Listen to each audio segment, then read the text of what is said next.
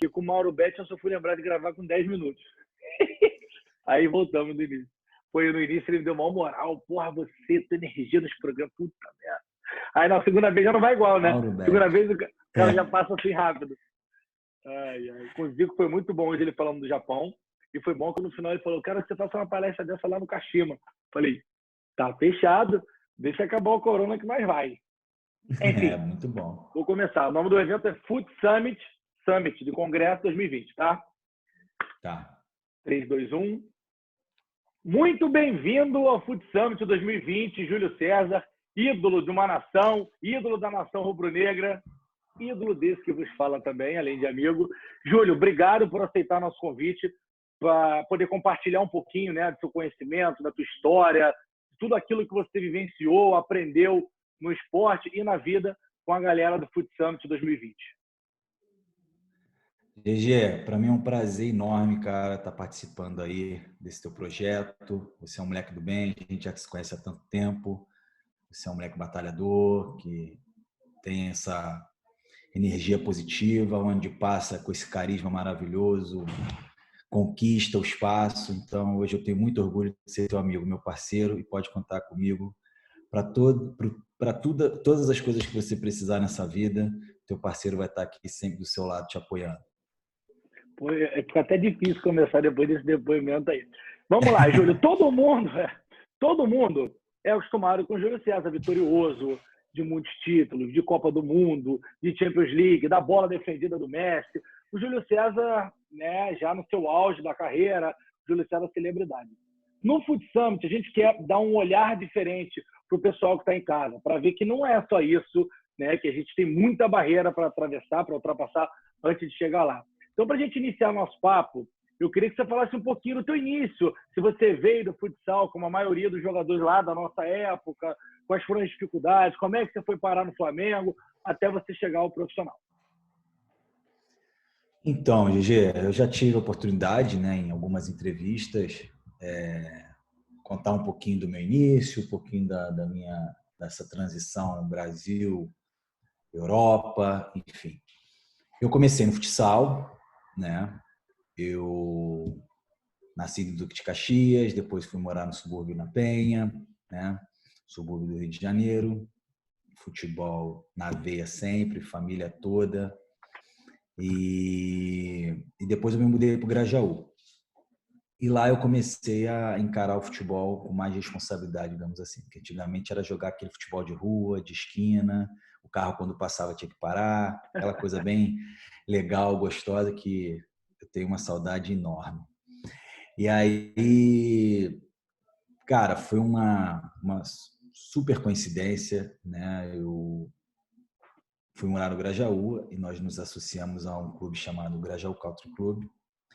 E uma vez o meu irmão do meio, um ano mais velho do que eu, né, nos juntamos e fomos lá conhecer o clube, né, aquela coisa recém-chegada do subúrbio, né, clube, a gente não estava acostumado com aquelas coisas, né. E aí eu brincando com ele de gol a gol, aquele típico joguinho que tem, né, de um chutar pro outro, enfim. E, cara, aí, por coincidência, para tu ver como é a ironia do destino, a categoria pré-mirim do futebol de salão estava treinando, federado. Eu acho que o goleiro não tinha ido. Não, o goleiro não tinha ido, tinha faltado um goleiro. E o treinador, alguma pessoa lá do time, viu nós dois ali brincando e aí perguntou se um dos dois não queria completar, né? Para fazer é uma coisa meio surreal, mas é assim, fantástico. E aí, justamente, estava faltando um goleiro. E eu adorava jogar no gol, obviamente. Eu falei, eu vou todo feliz. Fui, fiz lá o treino lá com os federados. E aí veio uma outra pessoa responsável, né, lá o diretor lá do clube, da categoria pré-mirim, perguntando se eu não queria fazer uns testes. Que ele tinha, né, tinha gostado do meu teste, do meu treino lá. E eu falei, olha, tem que conversar com os meus pais. E foram na minha casa conversar com os meus pais. E aí, meu pai, né, apaixonado por futebol, ficou enlouquecido. E aí, nisso, eu fiz uns testes e passei e comecei a jogar no Grajaú Country Club pré-mirim. Aí joguei federado pré-mirim, mirim. E aí, se eu não me engano, segundo ano de mirim, eu fui para o futebol de campo. Acho que foi segundo ano de mirim, se eu não me engano. Isso eu estou falando de 1989, cara. E aí, 1989? 1989. E aí, outra coincidência, né? Acho que é aquela coisa, acho que o destino estava traçado, né? Acho que o Papai do Céu desenhou tudinho. O meu treinador de futsal na época, o Ricardo Bandejão, estava fazendo um estágio no Flamengo, na categoria Mirim, com o Liminha, que você conhece Sim, perfeitamente, grande o nosso Liminha. falecido grande Liminha, falecido Liminha. E o Flamengo estava precisando de goleiro, naquela época, nascido no ano 1979. E aí o Ricardo me chamou, depois de um treinamento no futsal, que eu já estava já federado, jogando bem, estava lá arrebentando. Perguntou se eu não queria fazer uma prova no campo. Eu falei, pô, fiquei encantado, porque sendo flamenguista, né? Falei, pô, vai ser legal, vai ser bacana. E a família toda ficou naquela expectativa. Cara, mas só quando eu fui fazer os testes, cara, os testes foram horríveis. Assim, porque acostumado com futebol de salão, Gigi, o que acontece? Você não pula, né? A bola vem mais em cima, você é mais reflexo, né? E aí eu fui para o futebol de campo, aquela transição de um gol menor para um gol maior foi complicado. E aí no teste os jogadores chutavam e a bola aqui um pouquinho assim, um pouco mais longe, eu corria atrás da bola, eu não saltava. E aí, cara, eu falei, eu não vou passar, né? Eu falei, pô, é óbvio que eu vou passar. Cara, mas passei. O Liminha chegou, viu que eu, de repente, tinha um potencial. Cara, e quando eu passei, cara, no teste, foi assim, acho que uma semana de peneira lá no RCC, na Avenida Brasil. No Brasil, sim. Isso. Já caí muito Cara, naquela dureza também. eu cheguei em casa, cara, mas eu cheguei em casa, eu pulava igual pinto no lixo. Eu passei, cara. E foi assim, em 1992, cheguei ao futebol de campo, na categoria Mirim, e aí tudo foi muito rápido na minha carreira, Gigi. Eu fiz segundo ano de mirim, depois 2 anos de infantil, 2 anos de juvenil e já fui direto para o profissional. Aí você me pergunta, mas como é que você queimou essa etapa de juniores? Outra situação. Naquela época, em 1997, o Flamengo, se eu não me engano, tinha 5 goleiros na minha frente, né? Para eu chegar no profissional, assim. Para chegar não, perdão. Tinha alguns goleiros juniores e tinha outros no profissional que iam ter a preferência de ser testado primeiro, obviamente. Porque Que você era o passou à Zé. frente do Marcelo Leite, do Então, aí eu vou te Fábio. explicar por quê. Eu vou te explicar por quê. O Zé Carlos era o único que tinha contrato naquela época, né? Que, por sinal, meu ídolo, um dos meus ídolos, ele Tafarel, falecido que Zé Carlos, que Deus o tenha. Tinha ele, aí tinha o Fábio Noronha, que estava sem contrato. Tinha o Roger sem contrato, tinha o Luciano sem contrato. 3 goleiros no profissional sem contrato. E o Marcelo Leite estava servindo a seleção sub-20, ok? Acho que num sul-americano ou num torneio de Toulon, não lembro. Acredito no sul-americano. Isso estou falando de janeiro de 1997, tá?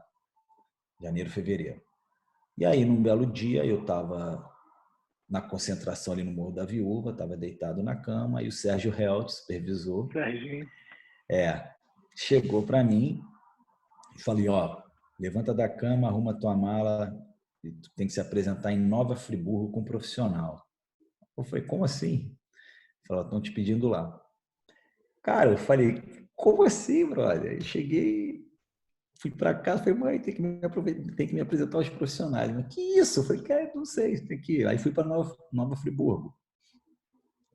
Justamente por causa disso. Só tinha um goleiro o Flamengo naquela época que poderia jogar, que poderia atuar. Os outros tudo em negociação de contrato, renovação de contrato, enfim.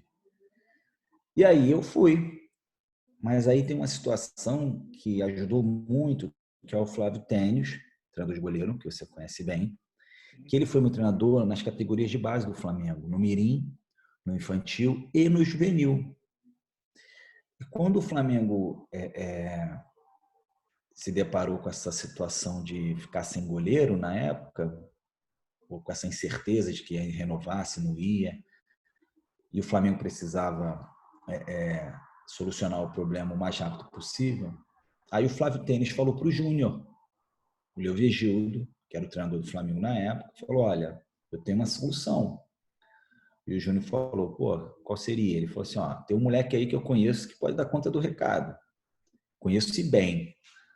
Aí o Júnior falou, quem? Ele falou, Júlio César. Aí, quem é Júlio César?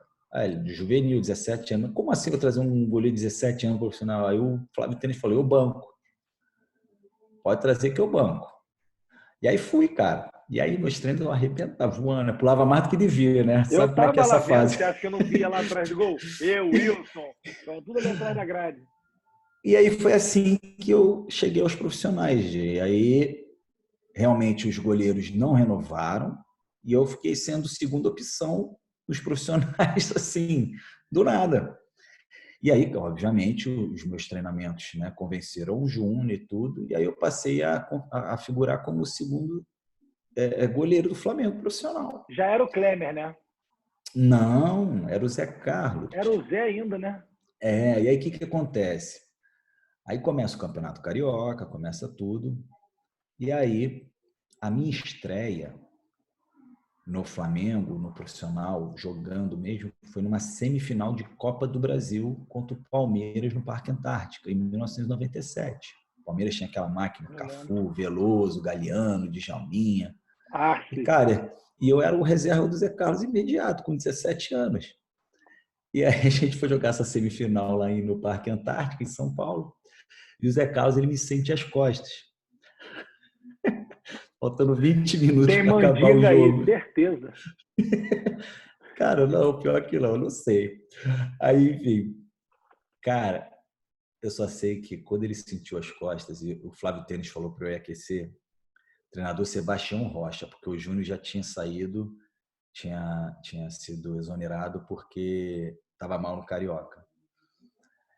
E aí o Flávio Tênis falou assim, vai aquecer, meu garoto.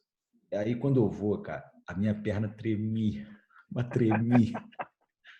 tremia de uma maneira que eu falava, Senhor da minha glória, não acredito que isso está acontecendo comigo. Mas minha perna tremia muito, tremia no meio assim, do jogo, né? Não, quando eu fui aquecer atrás do gol do Zé Carlos. Não, mas o Zé sentiu antes do jogo? Não, faltando 20 minutos para acabar o jogo. Faltando então, 25 durante minutos. O jogo, sim, Isso. Sim, durante o jogo. No segundo tempo, 25 minutos. E aí, cara, o que acontece? O Zé Carlos olha para trás, ele me vê aquecendo e fala assim, ó, continua aquecendo que eu tô ruim. Eu falei, ai meu Deus, vou ter que entrar. Esse jogo... Cara... Não, aí eu lembro que quando o Flávio Tênis me chama, ao mesmo tempo que era perto, era longe. O gol para o banco de reserva. E eu fui caminhando lentamente e pensando, né, comigo, falando assim, cara, agora é o teu momento. Não interessa se chegou rápido demais ou não. Você tem condições para fazer isso. Eu conversando comigo mesmo, né? Tentando, como é que se diz? Analisar aquela situação muito rapidamente do que estava acontecendo, aquele cenário, Parque Antártica lotado. Eu lembro quando eu parei do lado do Flávio, né, que nessa caminhada eu busquei a tranquilidade, a concentração normal, que aí já estava bem mais ciente daquilo que ia acontecer. E aí o Flávio Tênis, eu lembro que ele olhou para mim, virou para o lado assim, meu garoto, o momento que você estava esperando. Eu falei, estou preparado. E aí o Sebastião Rocha olhou para mim e falou assim, não, eu olhei para ele e falei assim, eu vi que ele estava meio tenso, eu falei, isso também serviu para eu trazer uma força interior, né? Eu olhei para ele e falei assim, professor, você está nervoso? É a tua cara isso, cara. Desculpa aí ele falou assim, é a tua cara isso. Aí ele falou assim, um pouco. Aí eu falei assim, então relaxa porque eu não estou nem um pouco nervoso. Mas de onde que vinha essa segurança? Então, segurança. No meu trabalho, porque é um momento em que você tem que falar assim, ou você entra com medo ou você supera aquele medo. Sim. Então eu bati no peito e falava assim, não, porra, eu sou bom, cara. Porra, eu sei da minha qualidade. eu sei do que eu sou capaz. Né? Então eu cheguei para ele e falei assim, professor, e claro, para eu também buscar uma autoafirmação naquele momento que realmente eu estava, né? Não era uma coisa psicológica ou para me esconder atrás de alguma situação. Não, eu queria trazer mais força para mim. Aí eu usei ele, falei, você está nervoso? Ele, um pouco. Falei, então não fica nervoso porque eu não estou nervoso. E aí eu entrei, aí eu lembro que nos momentos que eu tive a oportunidade de participar do jogo, fui bem, uma saída de gol bem. E aí depois, o Zé Carlos contundido, obviamente, eu estreiei como titular. Eu não entrei no decorrer do jogo. Foi contra o Fluminense, no Maracanã, em 1997. E aconteceu o que nesse jogo? Fala pra gente.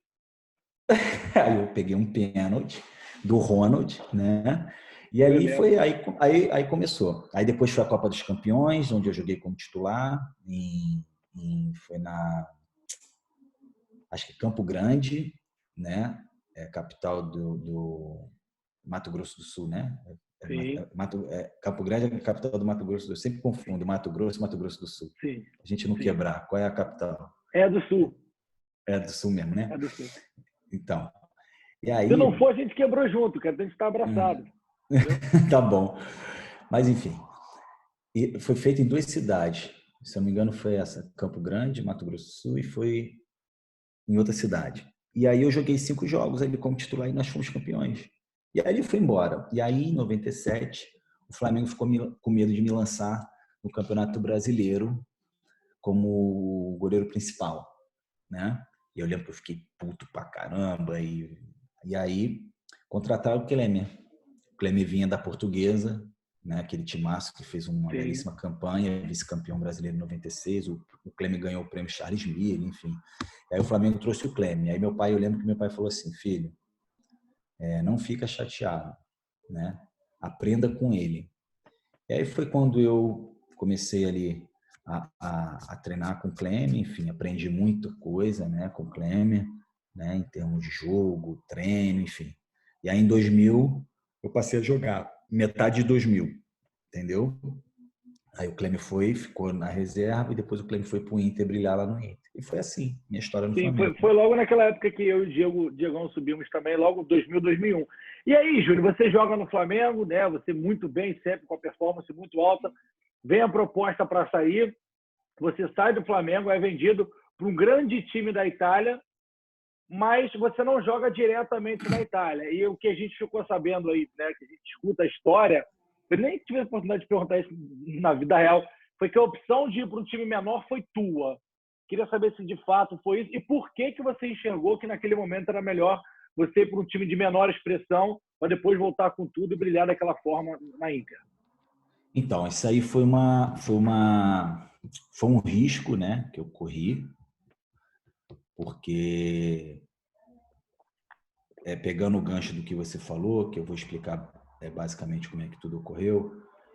Quando eu tomei essa decisão de ir para a Itália para um time menor, eu deixei de ser convocado para a seleção brasileira porque eu não atuava nesse time de pouca expressão.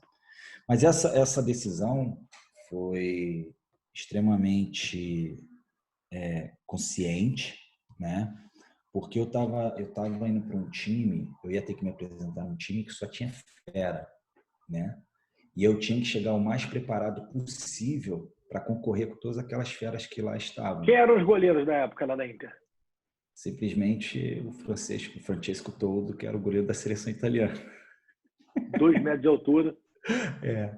E aí tinha o Fabian Carini, uruguaio, e tinha um outro goleiro que agora eu não estou lembrando. Carine também era muito bom goleiro.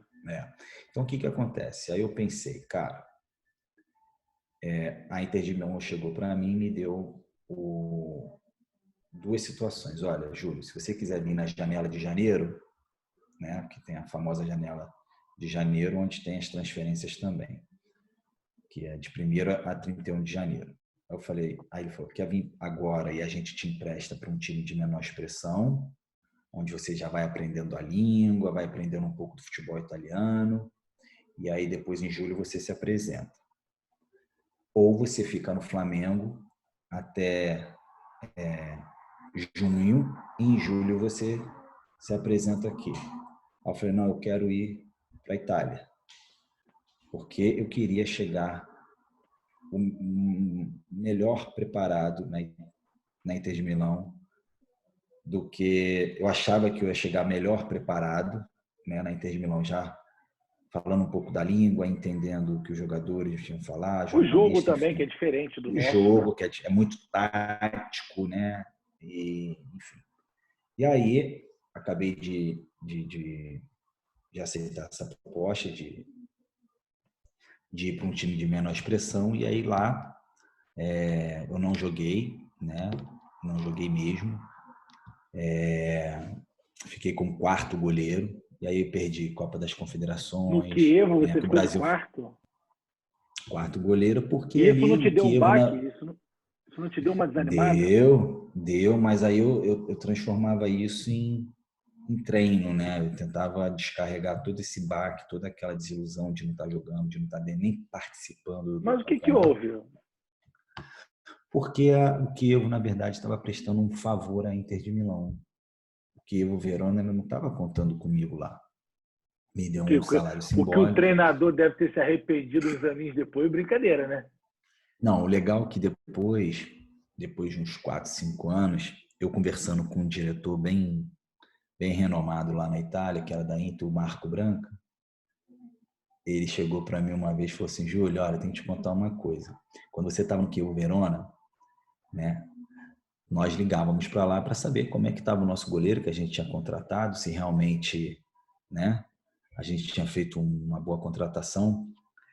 Aí o diretor do Chievo Verona virou para ele e falou assim: olha, como camisa 10, ele é um fenômeno. Goleiro, esquece. Ele falou, o diretor do que eu Porque você treinava na linha e você tem porque essa eu habilidade. como quarto goleiro, às vezes eu completava alguns treinos, e aí tinha lá uma brincadeira que eles faziam muito, que era o calcio tênis, que é o futebol tênis, né? Sim, E sim, sim, aí, sim. cara, e aí eu arrebentava, né? Porque eu sempre levei um jeito na linha. E aí o cara falou isso pro diretor. Falou, olha, como camisa 10 ele é um fenômeno. Agora, como goleiro, esquece. E aí acabou que depois eu me apresentei na Inter. Também encontrei um treinador lá que confiou no meu trabalho, que isso é importante quando você tem a confiança do treinador, Quem era? obviamente. Roberto Mantini, Pô, ídolo da Mancini, jogador. Sampdoria, isso, que fez dupla com o Vialli na Sampdoria. Sim. E aí ele comprou meu barulho, cara, e já me botou lá como titular no primeiro ano. Mas ele barrou um daqueles gigantes lá, na época? Barrou todo. Ou alguém Ele não gostava. machucou, ou alguém Não, não não, ficou ele sem não, ele não. contrato. Não, na verdade, ele não gostava do todo, não se dava muito com o todo, né? Não confiava muito no trabalho do todo. É... e aí que ele me bancou e aí dei conta do recado, entendeu? E aí, meu irmão, E foram aí, 7 anos de glória lá, foi 7 anos de glória. assim, a gente acompanhou muito daqui, principalmente, né? A galera que tem esse carinho maior ainda por você, que é a galera que gosta do gol. Agora, e aquela defesa do Messi no ano do título, foi uma coisa espetacular, aquela defesa. Qual foi o É, dedo, Júlio? esse aqui. Pontinha do dedo. Foi essa pontinha que é. Essa Incrível, defesa cara. é bem falada aqui na Europa, essa Você devia defesa. fazer um quadro dela, você sabia disso?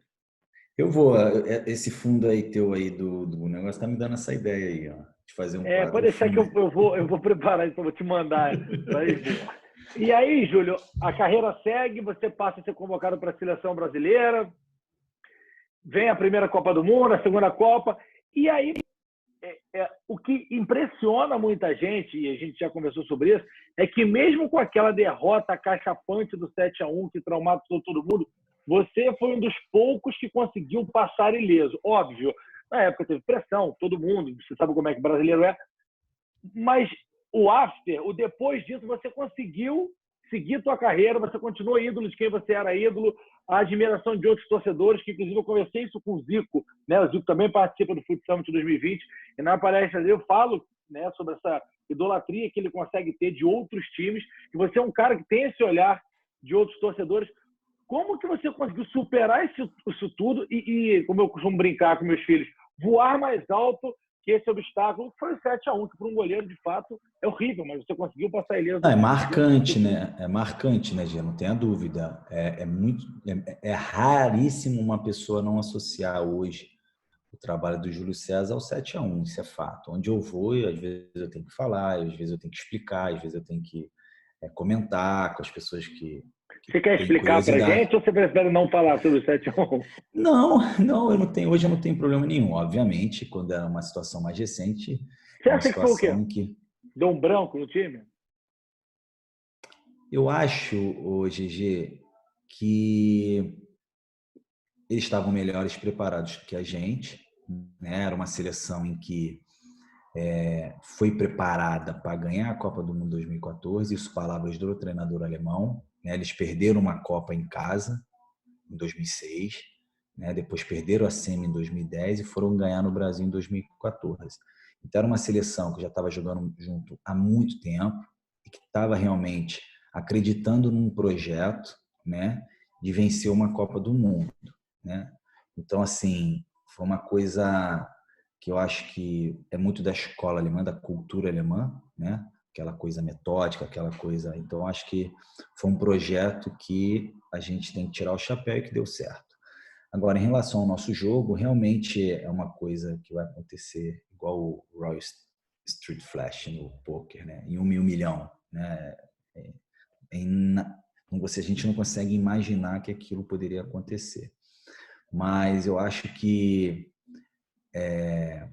a gente perdeu a concentração, obviamente, né? Eu acho que são algumas coisas importantes que eu posso frisar aqui. Por exemplo, é uma seleção que era jovem, muitos jogadores jogando na sua primeira Copa do Mundo, em casa, uma pressão enorme, né? Muitas coisas favoráveis, outras não, né? Uma pressão da mídia enorme, não que a mídia tenha, né? Como é que diz? É culpada Responsabilidade sobre a por derrota. uma responsabilidade, não tem nada a ver, né? Mas isso, de uma certa forma, os jogadores, às vezes, né, sentem porque é o processo normal, né? E eu acho que uma coisa que é um fator primordial é a preparação de uma equipe para jogar uma competição desse nível. Então, eu acho que a seleção brasileira, ela teve altos e baixos durante 4 anos após a eliminação após a Copa do Mundo de 2010, né? Não teve, como ela era o país sede, ela não jogou as eliminatórias. Eu acho que as eliminatórias, perdão, acho que as eliminatórias te dão um preparo enorme para você jogar a Copa do Mundo. Então eu lembro que teve uma mudança de treinador no meio do percurso. O Mano ficou 2 anos, depois veio o Filipão, né? O Filipão, mesmo com toda a sua experiência, ele conseguiu em pouco tempo, né, dar uma identidade para aquele grupo. Acho que a Copa das Confederações demonstrou isso, né? Eu acho que aquele grupo, de fato, conquistou a credibilidade do torcedor brasileiro depois da Copa das Confederações, porque até então ali a seleção brasileira estava desacreditada. E na Copa das Confederações o Brasil atropelou todo mundo. Pegou a Espanha, bateu, bateu Exatamente. todo mundo. Exatamente. E aí na Copa do Mundo realmente sentimos um pouco essa pressão. Depois teve a situação do Ney também, que se machucou, que é um jogador, querendo ou não, importantíssimo para a gente. Eu acho que Sim. toda seleção tem o seu jogador, digamos, o Coringa, né? O cara que faz a diferença. Então, o que aconteceu com o Ney? De uma certa forma, eu acho que o grupo sentiu também, porque era o nosso jogador Referência, né? principal. Técnica, né? O Ney sozinho ele pode decidir uma partida, né? Sem dúvida nenhuma. Eu acho que até a seleção alemã ia se preparar para o jogo de uma maneira diferente, talvez, se o Neymar tivesse em campo, né? Então, assim, muitas coisas que E levaram. disso tudo, Júlio, o que aconteceu? Qual foi a lição que você tirou disso? Eu sei que, para quem está de fora, parece que isso foi a única derrota traumatizante. E a gente sabe que desde criança, desde o Gagel Country lá, a gente tem derrotas que a gente não esquece. Mas desse 7-1, para a galera que está assistindo, que está começando a jogar futebol, que vai passar por isso também, talvez não nesse nível, ou talvez no nível até, né, mais potencializado do que esse, a gente não sabe. Qual foi a lição que ficou desse resultado de 7-1 para você continuar essa carreira e sua vida? A lição, GG. Cara, Ou eu o não que você vejo que pode ficou tirar de bom assim uma disso? lição. Eu acho que assim, em todo momento de adversidade, a gente tem que tirar alguma coisa de positivo. Isso é fato. Até porque as pessoas elas evoluem através dos tropeços, através dos erros, né? Ninguém consegue obter sucesso sem antes ter um momento de dificuldade, um momento de adversidade. Isso é fato. Para você atingir o sucesso, você tem que cair algumas vezes, né? Isso é normal. E aí tem até uma frase bonita que dizem que, né, a escolha é sua se você vai continuar caído ou se você vai se levantar, né, para continuar seguindo em frente atrás dos teus objetivos. Então, assim, após o 7-1, eu lembro que emocionalmente eu fiquei muito abatido. Primeiro que provavelmente era a minha última Copa do Mundo. Eu vim de 2006, 2010. Eu tinha uma obsessão louca, né, para ser campeão do mundo. Eu tinha ganho já todos os títulos possíveis e imagináveis, faltava a Copa. E em casa seria, acho que a cereja em cima do bolo, né, E onde estava sua tudo família toda começou. no estádio? Todo mundo, todo mundo. Mas eu lembro que a Suzana saiu do jogo, todo mundo saiu do jogo depois de, acho que 30, 35 minutos do primeiro tempo, uma coisa assim. Mas, enfim, e eu botei emocionalmente muito abatido, pensei em terminar minha carreira, né? Uma série de coisas que passam na tua cabeça. Mas depois você tem que fazer uma reflexão, obviamente, né, de tudo, de todo o cenário e tirar alguma coisa de positivo. Então, o que eu posso dizer é que ali me tornei um cara mais forte, né? Me tornei uma pessoa mais racional, né? Menos emocional. Eu recomecei, digamos assim, né? A jogar aqui em Portugal, no Benfica, onde eu encontrei uma família, um clube maravilhoso, onde no meu pior momento da minha carreira foi ali, me estendeu a mão, né? Então, sou grato ao Benfica e fiz grandes jogos aqui, conquistei Quem títulos, era o 8 títulos. treinador na altura? Jorge Jesus, que hoje está no Mengão. Eu já sabia, só quis fazer um suspense. Então, assim, e aí, cara, fiz excelentes jogos, ganhamos 8 títulos aqui juntos, e aí o Benfica me trouxe o sorriso de volta, né? Mas é inevitável você dormir e não pensar nesse jogo. Até hoje, às vezes, não sempre, mas às vezes quando eu deito, vem os flashes, né, em relação a essa partida. Mas são coisas que eu acho que o Papai do Céu só entrega quem tem a carcaça forte para poder suportar. Verdade. E Entendeu? você suportou, tanto é que seguiu a carreira, foi para o Benfica, brilhou muito lá com o JJ.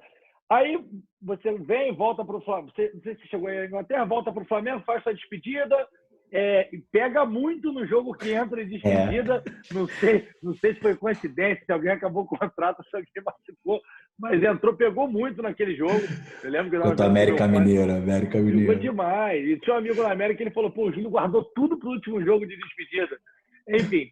E aí você encerra a sua carreira, toma a decisão de viver em Portugal, e você já planejou o futuro? O que você quer para a sua vida a partir de agora? Aposentado, curtindo Lisboa? Sei que você está sempre por aqui pelo Brasil, mas como é que vai ser a vida do Júlio César pós-carreira? O que você pretende fazer? Então, Gê, após a carreira de jogador, muitas coisas vêm na tua cabeça, passa, né, na tua cabeça. Obviamente que eu sabia da decisão que eu estava tomando, né, de encerrar a carreira aos 38 anos, né, devido também a algumas lesões. Eu não estava mais realmente focado e comprometido em seguir certos protocolos para que não houvesse lesões, enfim, estava, digamos, um pouco cansado disso tudo. E aí eu sempre gostei dessa área empresarial, né? Eu de uns 6, 7 anos para cá, né? Alguns empreendimentos que eu faço no Brasil, né? Algumas situações, eu sempre procurei ter em volta pessoas bem-sucedidas, pessoas que possam agregar de alguma forma para mim, né, conhecimento, informação. Então, sempre procurei, né, extrair dessas pessoas que eu convivo muito conhecimento e informação para que eu pudesse, de repente, se traçar um caminho que eu pudesse obter. Não posso dizer o mesmo sucesso que eu obtive como jogador, mas também ser bem-sucedido naquilo que eu viesse a escolher. E aí muita coisa veio acontecendo, muitos cursos eu vinha fazendo, né? Principalmente de empresário de jogador de futebol, muito Mas esses workshop. cursos foram em qual país? Então, fiz aí no Brasil, da CBF, né? E agora eu estou fazendo o MIP, que é o Master International Player da UEFA, que a UEFA ela nomeia ali 25, entre 25 e 30 ex-atletas, São juiz de convidados, futebol. né? Você se inscreve, você vai lá, né? Coloca quem você é, o seu projeto, o que você gostaria. E aí depois tem uma seleção, obviamente. Eles fazem uma peneira, um funil, onde dali eles extraem 25 a 30 pessoas, né? Mulheres, homens, não tem, né, essa preferência se é masculino ou feminino. É uma coisa muito Quanto tempo de bem. curso? São 2 anos, tá, GG? E 7 sessões, digamos assim, em 7 países diferentes, onde você aprende ali a, de repente, a se descobrir, né? Você evolui, né, como pessoa, porque o curso é todo em inglês, ok? Então você tem contato, não digo nem contato, você tem aula, né, e palestras de pessoas super bem-sucedidas, né? A UEFA ela tem essa força de proporcionar isso, né? Por exemplo, eu lembro que na primeira sessão foi em Nyon, né, na Suíça, a gente teve uma palestra simplesmente com o dono da Danone, né? Então, sim, são coisas que te dá uma bagagem boa. Sim. São em 2 anos, mas são 7 sessões.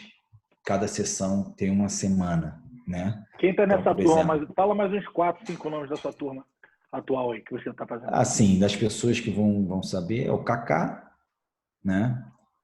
O nosso Kaká, tem o Didier Drogba, né? O da Costa do Marfim, jogou no Chelsea, super bem, super conhecido. Nós temos o Arthur Moraes, que também foi o goleiro aqui do Benfica, jogou no Sim, Cruzeiro, sim. né? E outros ex-jogadores e ex-jogadores de futebol, né? Então, Legal. assim, é muito bacana e é uma coisa muito séria, sabe, Gigi? É uma coisa que você se forma, tem depois de 2 anos, toda uma, como é que se diz? Uma celebração, você pega o seu diploma, é uma coisa muito. E agora E aí, está na cada terceira módulo é edição. num país diferente. Exatamente. Nós já fizemos Lyon, agora foi feito Paris, onde a gente visitamos o Paris Saint-Germain, né? E ali foi no Paris Saint-Germain mesmo a aula, no estádio, no Parque des Príncipes. Aí no último dia em Paris foi na sede da Fórmula 1, muito legal. É uma coisa assim extraordinária, né?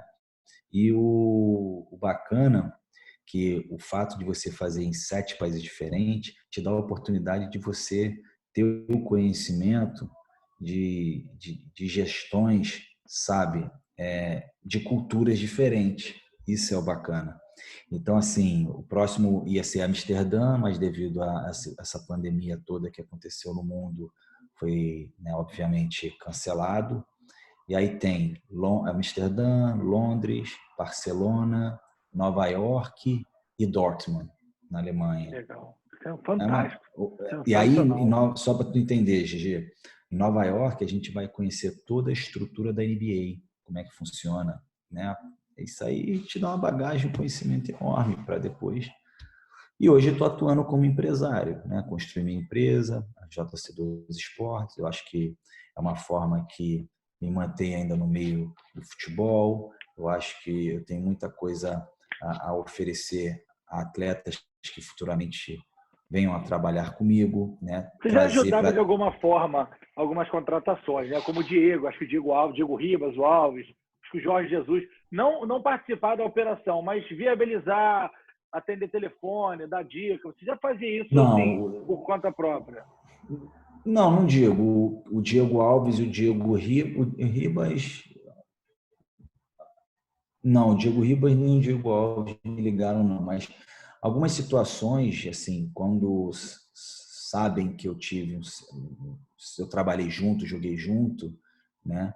Aí me ligam para ter referência, né? Sempre importante a pessoa saber quem está contratando, Sim, como é que sim. é, como pessoa, enfim. Porque além do talento, né? Hoje os clubes cada vez mais eles estão querendo que a pessoa seja uma pessoa centrada, profissional, responsável, não só o talento, né? Então, algumas oportunidades eu tive, sim, não só com o Mas Flamengo, mas você tem outros clubes vontade, também. Júlio, você tem vontade, você é muito ligado a essa questão do business, né? Empresarial, corporativo, você tem a tua empresa, agora você montou a sua empresa de agenciamento, mas e se vier convite, por exemplo, de gestão para um clube que você gosta muito em um futuro, óbvio, o Flamengo. Você tem vontade de trabalhar de novo no Brasil, no Flamengo, ou em outro clube grande do Brasil, ou numa CBF, num cargo executivo? Então, GG, o que que acontece? Hoje não passa isso pela minha cabeça, sendo muito sincero, né? Eu tenho meu projeto, eu tenho a JC2 Esporte, onde eu acredito muito nesse projeto, mas eu não posso dizer que dessa água eu não beberei, né? Porque a gente não sabe o que que o futuro nos espera. Eu, quando mais jovem, já falei muita coisa, né? Afirmei muita coisa que no futuro depois acabou, eu tive que acabar cedendo e mordendo a própria língua, né? Então, assim, eu lembro perfeitamente quando eu saí do Flamengo, muito chateado com o Flamengo na época, principalmente com os dirigentes, porque no final da minha carreira no Flamengo eu comecei a entender como é que funcionava os bastidores, né?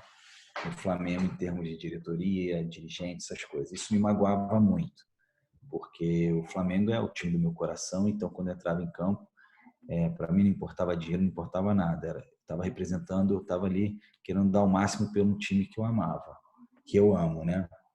E aí eu saí muito chateado, sendo muito sincero. E aí quando eu saí, quando eu acho que no meu meu ano de Itália, eu falei que eu não jogaria nunca mais no Flamengo, né? Mas eu acabei generalizando uma coisa e que, mais uma vez, o emocional falou mais alto que a razão, né? E aí eu estava resumindo o Flamengo em três, quatro pessoas que não faziam bem ao Flamengo naquele momento. Mas o Flamengo é maior que aquelas três, quatro pessoas, é maior do que eu, maior que todo mundo. A instituição Flamengo vai ser sempre a instituição Flamengo. Então, acabei falando uma coisa que eu fui infeliz e aí acabei encerrando minha carreira no Flamengo, né? E Então, por isso que eu bem, não né? posso, por isso que eu não posso dizer hoje que eu não vou trabalhar como dirigente, se eu receber algum convite amanhã, eu vou dizer não. Primeiro, vai ser prazeroso, né? Receber um convite de um clube, de repente, importante, um clube que eu gosto, para poder trabalhar. Mas hoje não passa pela minha cabeça, não. É, e você falou agora de ser muito Flamengo, e eu sei disso, eu conheço a tua história lá dentro, do Espíndola, de todo mundo, dos seus irmãos, enfim, conheço seu pai, todo mundo, a gente conviveu ali muito tempo, né, no Flamengo. Uhum. Conta pra gente, então, fugindo um pouco desse lado de carreira, mas um lance que está muito recente na cabeça de todo mundo, que piripaque foi aquele que você deu no peru, cara, que caiu para trás ali na hora da virada do gol do Flamengo. O que você arrumou ali, cara? Cara, então, velho, eu acho que aquilo ali, primeiro, tava muito calor, eu já né, querendo me comportar como e me vestir como empresário de Tava de futebol, tava terno, tava de bonito, terno, é. terno de 1952, mas tudo bem. Todo já mandei para o alfaiate cortar e botar lá para comprar. E aí, o que que acontece? Cara, eu tava com meu filho ali, claro, muito ansioso, né? Aquela tensão toda.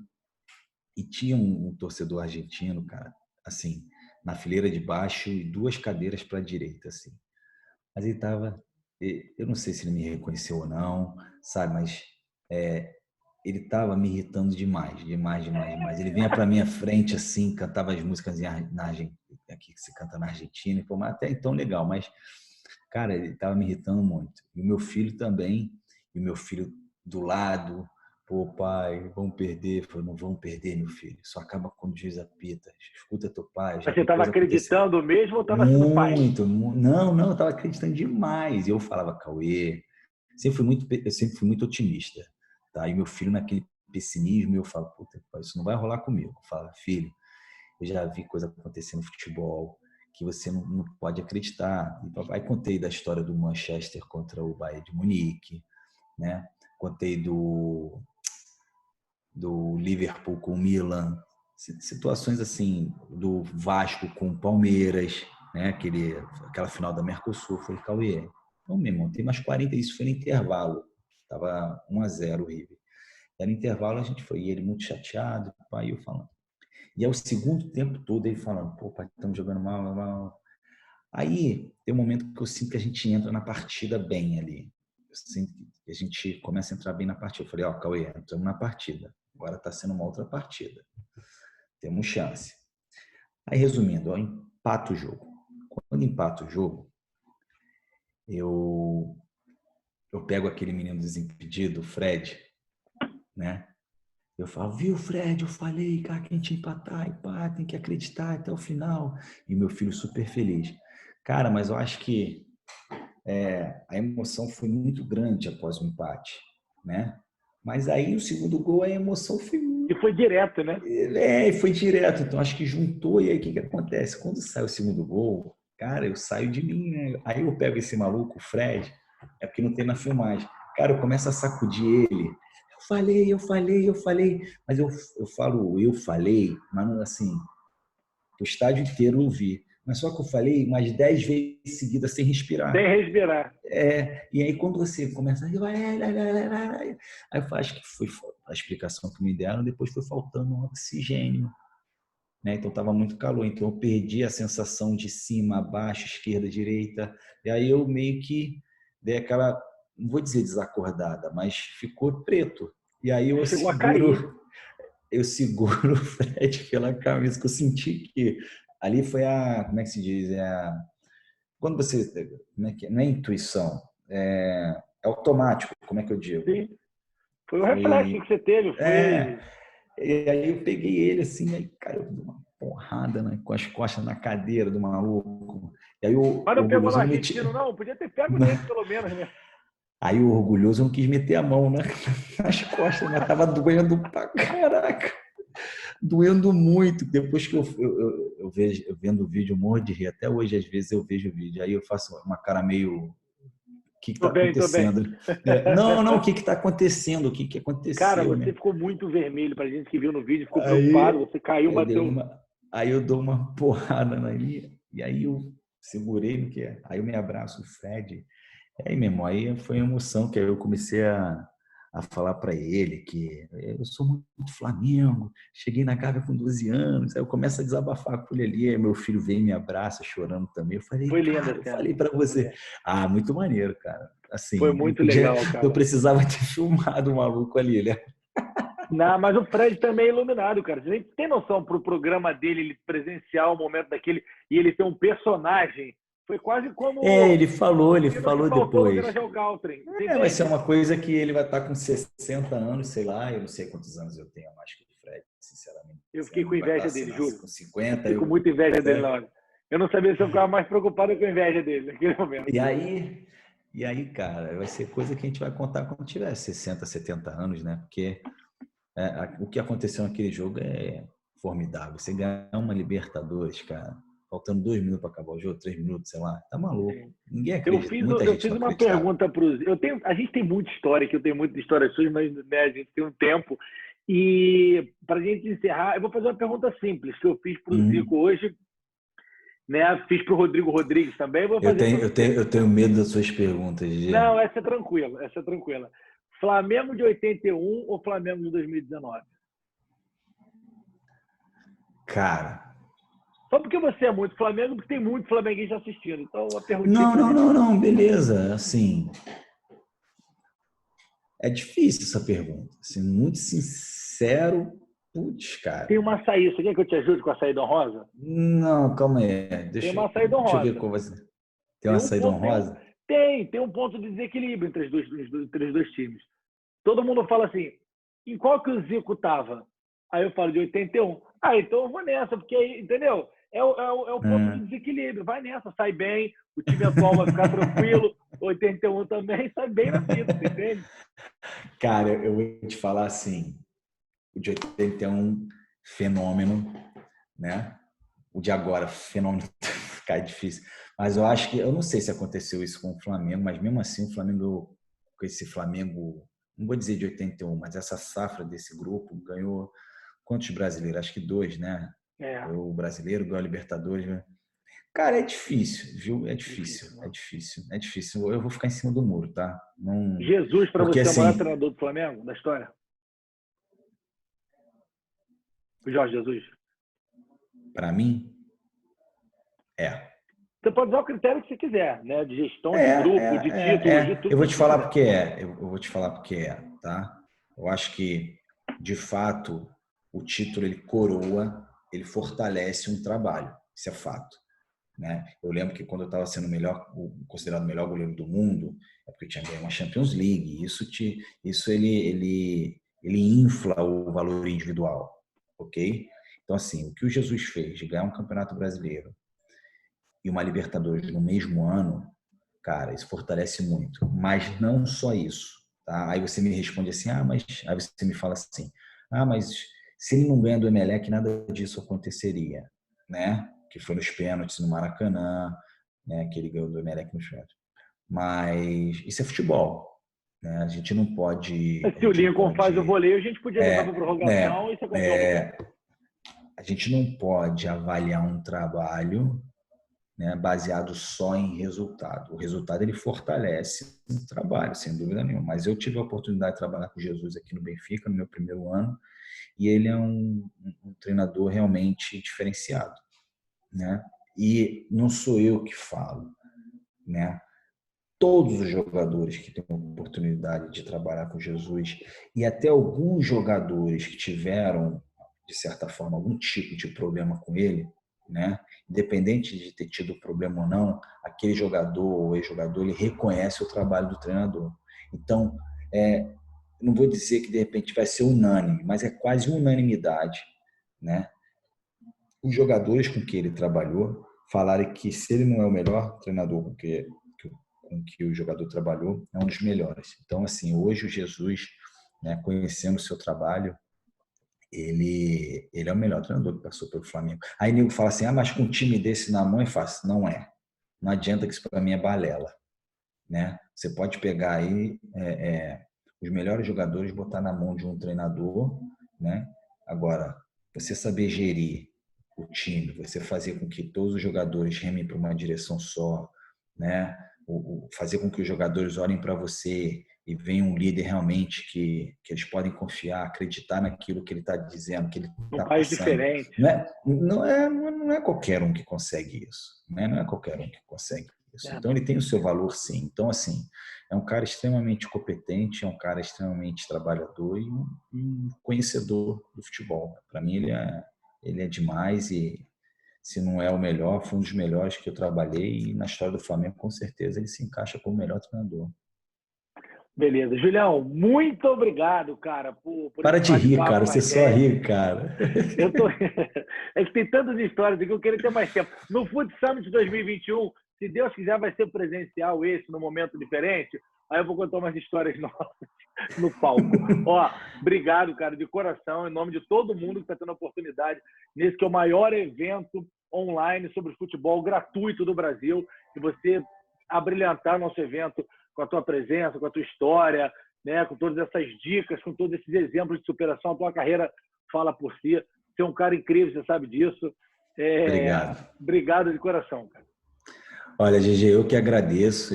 Eu poderia ficar com você aqui, sei lá, mais 2, 3, 4 horas batendo esse papo, falando sobre a minha carreira e saber um pouco de você também, da sua, dos seus projetos, mas não vai faltar oportunidade, né, para a gente conversar fora do teu programa, do teu projeto, enfim. Eu desejo para você todo o sucesso do mundo, meu amigo, que você brilhe, que você continue levando esse teu carisma, essa tua alegria por onde passa, onde contagia todo mundo. Você é um moleque super do bem, positivo, e é muito bom ter você como amigo. Tá? Sucesso para você, meu parceiro. Obrigado, Julião. Obrigado. Estamos juntos. Até a próxima. Valeu.